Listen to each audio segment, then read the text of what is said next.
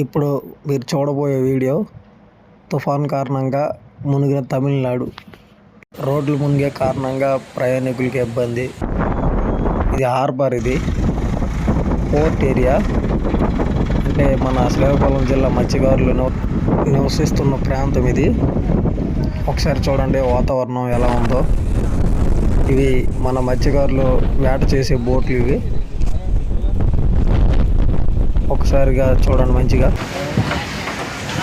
అలలు చూడండి, గాలి ప్రభావం ఎక్కువ అవడం వల్ల ఆ బోటు దగ్గర సముద్ర వాతావరణం అతలకుతలంగా ఉంటుంది.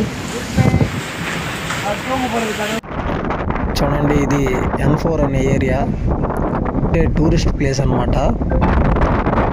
చూడండి ఒకసారి ఆ బోట్లు, ఆ వాతావరణం ఒకసారి బాగా గమనించండి.